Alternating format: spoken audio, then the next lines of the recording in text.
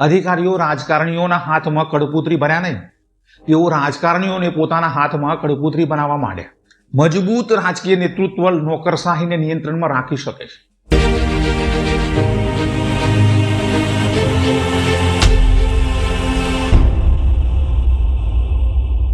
નમસ્કાર મિત્રો, તમારું સ્વાગત છે ધ ટ્રેન્ડિંગ ટોકના ગુજરાતી પ્લેલિસ્ટ ટ્રેન્ડિંગ ગુજરાત. મિત્રો, જ્યારે સિંહ પોતાના જ ગુફામાં ગરજે છે, જ્યારે નદી પોતાના પ્રવાહને ભૂલી જાય છે ત્યારે તે સુકાઈ જાય છે, જ્યારે વૃક્ષ પોતાના મૂળને ભૂલી જાય છે ત્યારે તે સુકાઈ જાય, અને જ્યારે લોકશાહી પોતાના મૂળભૂત સિદ્ધાંતને ભૂલી જાય છે ત્યારે તે ધીમે ધીમે સરમુક્ત ત્યારશાહીની છાયામાં ખોવાઈ જાય છે. આજે વડોદરામાં જે બન્યું છે તે માત્ર એક રાજકીય ઘટના નથી. આ એક સંકેત છે, એક ચેતવણી છે, કે એક પ્રશ્ન છે કે જે સમગ્ર ગુજરાતની લોકશાહીને પૂછવામાં આવી રહ્યો છે.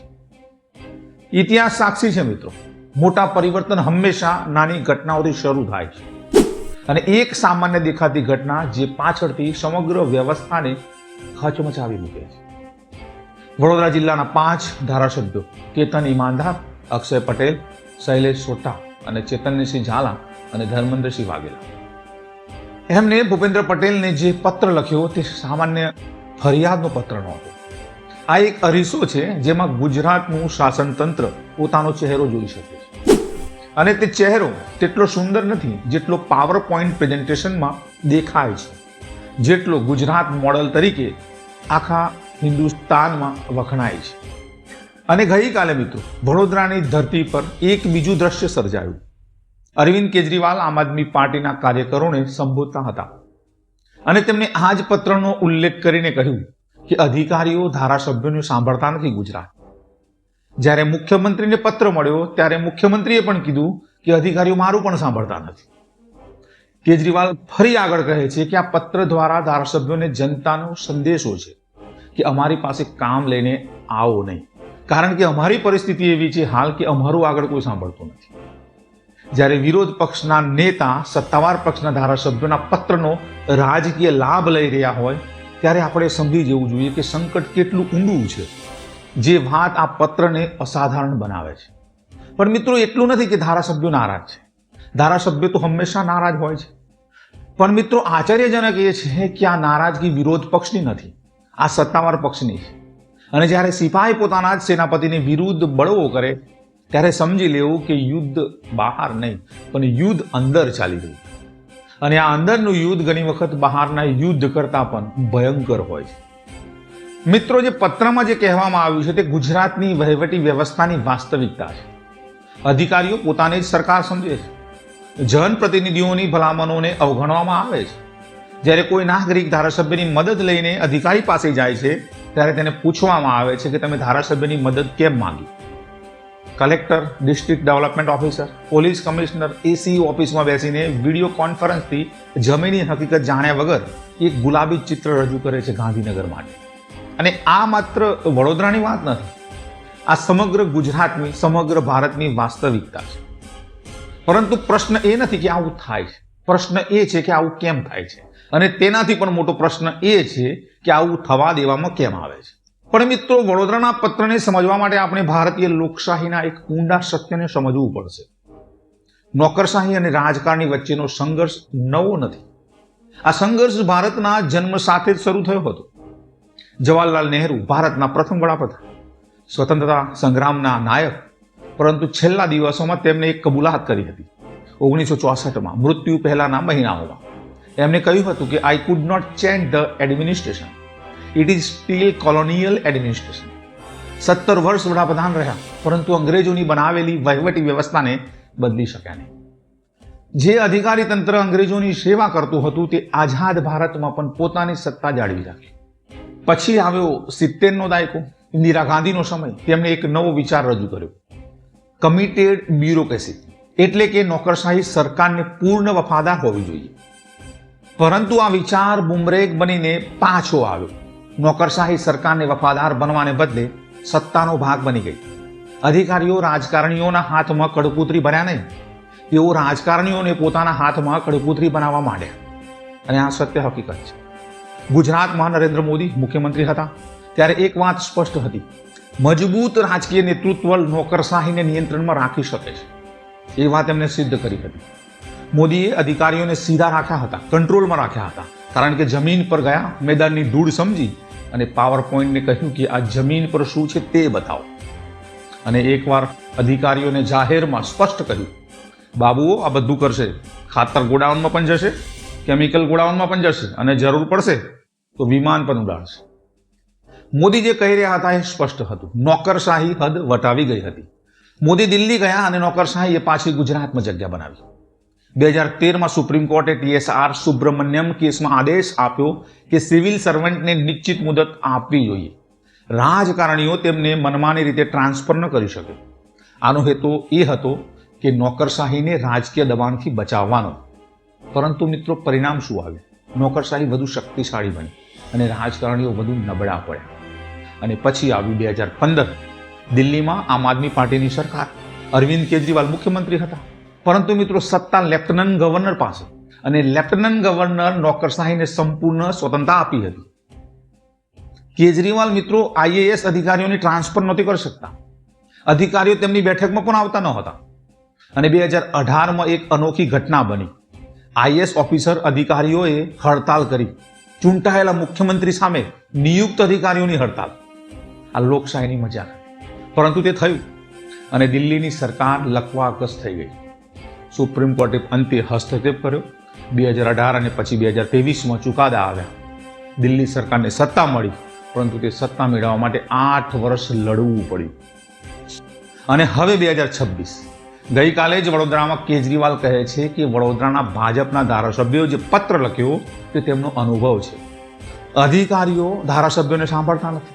મુખ્યમંત્રી પણ લાચાર છે અને કેજરીવાલ આ વાત કહી શકે છે કારણ કે તેમણે આ લડત લડી છે. દિલ્હીમાં તેમણે આ જોયું છે અને કેવી રીતે નોકરશાહી ચૂંટાયેલા સરકારને અપંગ બનાવી શકે છે. અને તેઓ વડોદરાના મતદારોને કહે છે કે ગુજરાતના લોકોએ એવા લોકોને મત આપવો જોઈએ જે ખરેખર કામ કરાવી શકે છે. પરંતુ કેજરીવાલની આ ટિપ્પણી એક મોટો પ્રશ્ન ઊભો કરે છે. જો દિલ્હીમાં આમ આદમી પાર્ટીને 8 વર્ષ લડવું પડ્યું, જો નહેરુ પણ નોકરશાહીને બદલી શક્યા નહીં, જો નરેન્દ્ર મોદી જેવા મજબૂત નેતા પછી પણ નોકરશાહી પાછી આવી ગઈ, તો શું કોઈ પણ પક્ષ આ સમસ્યાનો ઉકેલ લાવી શકશે? અથવા આ એવી સમસ્યા છે કે જે સિસ્ટમમાં જ? મિત્રો, ભારતીય લોકશાહીમાં 2 સત્તા કેન્દ્રો છે. એક છે રાજકીય નેતૃત્વ, જે ચૂંટાયેલું છે, જે જવાબદાર છે, જે દર 5 વર્ષે મતદારો સમક્ષ જવાબ આપે છે. અને બીજું છે વહીવટી નેતૃત્વ, જે નિયુક્ત છે, જે કાયમી છે, જે કોઈને જવાબ આપવાની જરૂર નથી અનુભવતું. પણ લોકશાહીમાં સૈદ્ધાંતિક રીતે પ્રથમ બીજાથી ઉપર હોવું જોઈએ, પરંતુ વ્યવહારમાં ઘણી વખત બીજું પ્રથમ પર પ્રભુત્વ જમાવી દે છે. અને આ જ કારણ છે વડોદરાના ધારાસભ્યોને પત્ર લખવો પડ્યો. વડોદરાના આ 5 ધારાસભ્યોએ જે કર્યું છે તે કેવળ એક રાજકીય કૃત્ય નથી. આ એક વિશાળ હિંમતનું કાર્ય છે.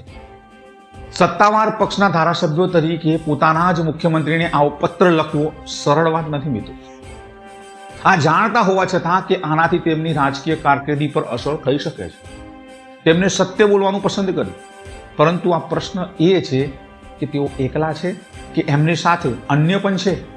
વડોદરા પછી શું રાજકોટ, અમદાવાદ, સુરતના ધારાસભ્યો પણ આવો જ અવાજ ઉઠાવશે યા આવી જ સમસ્યાથી પીડાઈ રહ્યા છે?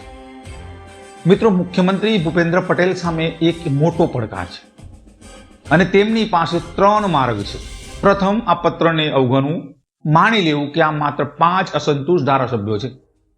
પરંતુ આ સૌથી મોટો જોખમી માર્ગ છે, કારણ કે જ્યારે અવાજને દબાવવામાં આવે છે ને ત્યારે વિસ્ફોટમાં ફેરવાય છે. અને બીજો માર્ગ છે કડક પગલાં લેવા, અધિકારીઓને સીધા કરવા, ધારાસભ્યોની ભલામણને પ્રાધાન્ય આપવું. પરંતુ આમાં જોખમ છે. અધિકારી તંત્ર નારાજ થશે અને કોઈ પણ મુખ્યમંત્રી માટે અધિકારી તંત્ર વિના કામ કરવું લગભગ અશક્ય છે. અને મિત્રો, ત્રીજો માર્ગ છે સંતુલિત અભિગમ અપનાવવો.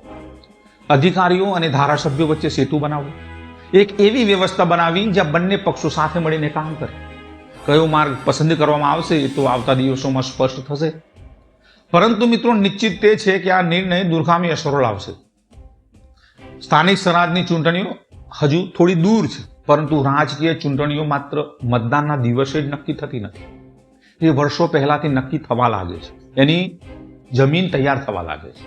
જો સુધારા નહીં થાય, જો ધારાસભ્યો લાચાર જ રહેશે, તો મતદાર શું વિચારશે? વિરોધ પક્ષ માટે આ સુવર્ણ તક છે જ્યારે સત્તાવાર પક્ષના 5 ધારાસભ્યો કહે છે કે અમે લાચાર છીએ, ત્યારે વિરોધ પક્ષને શું કહેવાની જરૂર પડે છે? પરંતુ માત્ર એક પક્ષની સમસ્યા નથી. આ એક સિસ્ટમિક સમસ્યા છે જે દાયકાઓથી ઊંડી થતી ગઈ છે, જ્યાં અધિકારી તંત્ર પોતાને લોકશાહી કરતાં વધુ શક્તિશાળી માને છે. કોંગ્રેસનું શાસન હોય તો પણ આ જ પ્રોબ્લેમ, આમ આદમી પાર્ટીનું શાસન હતું દિલ્હીમાં તોય આ પ્રોબ્લેમ. અને આ રાજકીય પક્ષોની નહીં મિત્રો, પરંતુ રાજકીય વ્યવસ્થાની સમસ્યા છે. અને આ સમસ્યાનો ઉકેલ પણ માત્ર રાજકીય ઈચ્છાશક્તિમાં નથી, પરંતુ સંરચનાત્મક સુધારામાં છે. અને મિત્રો, જે આજે વડોદરા જિલ્લાએ શરૂ કર્યું છે તે ગઈકાલે સમગ્ર ગુજરાતમાં ફેલાય તેવી શક્યતા છે. અને આ માત્ર ધારાસભ્યો અને અધિકારી વચ્ચેનો વિવાદ નથી, આ લોકશાહીના મૂળભૂત સ્વરૂપ અંગેનો પ્રશ્ન છે. આ સત્તા અને સેવા વચ્ચેના સંબંધ વિશેનો પ્રશ્ન છે. આ પ્રતિનિધિત્વ અને જવાબદારી વિશેનો પ્રશ્ન છે.